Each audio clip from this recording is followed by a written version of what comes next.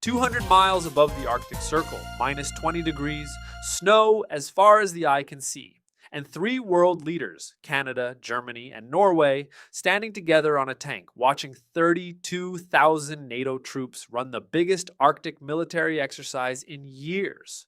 Donald Trump wasn't there, wasn't invited to stand with them, wasn't part of the photo, and the message they sent from that frozen battlefield, it landed in Washington like a bomb. We are fully prepared, individually and collectively, to defend the Arctic. That's what Carney said, standing next to the German Chancellor, standing next to the Norwegian Prime Minister, standing without America. But here's the detail that makes this personal for Trump. The reason this exercise exists, the reason these leaders gathered, started with something Trump said about Greenland. And that story changes everything. Subscribe and hit the bell if you want to understand how Canada is reshaping Arctic security. Let me take you back to January 2026. Trump is in the Oval Office. Reporters are asking about Greenland, and he says it again.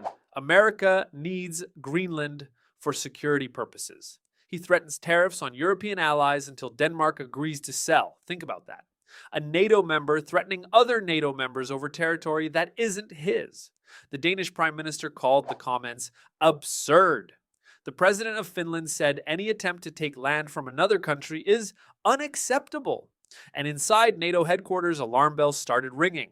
Because here's what most people don't understand. The Arctic isn't just ice and polar bears. It's the front line. Russia has been militarizing the high north for a decade. Hypersonic missiles, nuclear submarines, bases that never close. And Trump's response threatened to take Greenland instead of building alliances to defend it. That's when NATO launched something called Arctic Sentry, a new initiative to coordinate surveillance, defense, and rapid response across the entire northern flank. And the centerpiece of that initiative? Exercise Cold Response 2026, the biggest Arctic military exercise in NATO history. But here's the part that tells you where the power really sits. When the leaders gathered to observe those 32,000 troops, when the cameras captured who was standing on that tank in the snow, it was Carney, Merz, and Sture, not Trump, not any American official, Canada, Germany, and Norway. Three countries sending one message. We don't need you to defend the Arctic. We've got it covered. What happened next? What Carney announced in Yellowknife before he even left for Norway, that's the number that proves Canada is serious. March 12th, 2026. Yellowknife. Carney stands at a podium and announces $32 billion for northern defense infrastructure. Forward operating locations in Yellowknife, Inuvik, and Iqaluit. A deployed operating base in Goose Bay. Radar systems, surveillance networks, the full package. With this plan, we are taking control of our future, Carney said. We will no longer rely on others to defend our Arctic security or to fuel our economy. We're taking full responsibility for defending our sovereignty. Read that again. We will no longer rely on others. That's not about Russia, that's about America. The next day, Carney lands in Bardufoss, Norway, a military town above the Arctic Circle where NATO's cold response exercise is underway. And he's not alone. Rapid fire, 32,000 troops from 14 nations, 25,000 in Norway, 7,000 in Finland, land, sea, air, cyber, and space operations. Norwegian officials described it as covering everything from space to submarines. And the demonstration put on for the three leaders? They rode onto a mock battlefield in the back of an armored personnel carrier, watched Norwegian and German troops execute Arctic drills, saw Canadian Special Operations Forces training for operations deep behind enemy lines. Now here's the strategic move that matters. This wasn't just a military exercise, it was a diplomatic signal. Germany's Chancellor Friedrich Merz, the leader of Europe's largest economy, stood next to Carney and said the same thing. Norway's Prime Minister Jonas Gahr Støre, the host of this exercise, said it louder. When a German reporter asked if the conflict over Greenland was settled, Støre's answer was clear. It's up to the people in Greenland and the King of Denmark to trace their future.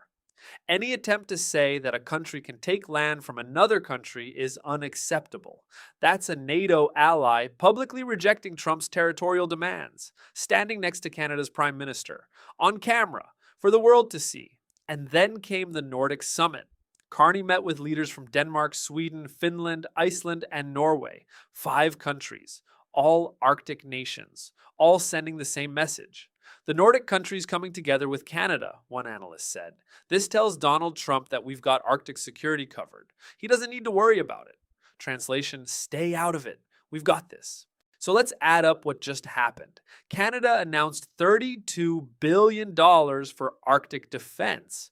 Carney stood with Germany and Norway at NATO's biggest Arctic exercise. 5 Nordic countries held a summit with Canada, and every single one of them, publicly on camera, rejected Trump's approach to Arctic security. That's not a diplomatic disagreement. That's a realignment. Here's the number that tells you this is permanent. At the 2025 NATO summit in The Hague, Canada and its allies agreed to a new defense investment pledge. 5% of GDP by 2035. Canada committed to 3.5% for core military capabilities and 1.5% for critical defense infrastructure. That's not a one-year budget. That's a decade-long commitment. Infrastructure that takes years to build, alliances that take years to form, and a strategic position that doesn't depend on who sits in the White House. Canada is, and forever will be, an Arctic nation, Carney said. In the face of new threats, we are deepening defense collaboration with our Arctic partners to create a stronger, more prosperous, and more secure world. Now here's why this matters for every Canadian watching. For decades, Arctic defense meant relying on NORAD, a joint command with the United States. But when the President of the United States starts threatening to take territory from NATO allies, that arrangement looks different. What Carney did, building direct partnerships with Germany, Norway, and the Nordic countries, creates options. Multiple allies, multiple agreements, multiple paths to security. That's not abandoning the American relationship. That's hedging against American unpredictability. And every country watching just saw Canada do it successfully. If you think Canada should stand with allies who respect our sovereignty, hit that like button. This story needs to be heard. Now the question is, what comes next? Trump hasn't given up on Greenland. Russia hasn't stopped militarizing the Arctic. And the high north is only getting more important as the ice melts and shipping routes open. But Canada's position is clear. We're not waiting for Washington to protect us. We're building our own capabilities, our own alliances, our own future. My question for you, should Canada increase Arctic defense spending even further, or is $32 billion enough? I'm reading every comment. Here's what I see. For generations, Canadians assumed the Arctic was secure because America was nearby. That assumption is over. When the President of the United States threatens to take territory from a NATO ally, when he says Greenland should be American, the old arrangement stops working. You can't rely on someone who might turn on you. So Canada did something different, built new partnerships, stood with Germany and Norway, joined the Nordic Summit, announced $32 billion for northern defense, and sent a message that echoed across the Arctic. We are fully prepared, individually and collectively, to defend the Arctic. That's not rhetoric. That's 32,000 troops in the snow. That's fighter jets scrambling to intercept Russian aircraft. That's radar systems and forward operating bases, and a commitment that lasts decades. They wanted Greenland. They got a coalition instead, and Canada is standing right at the center of it. The full story of how Carney built these alliances, starting with his Davos speech that made Trump furious, that breakdown is right here. I'll see you there.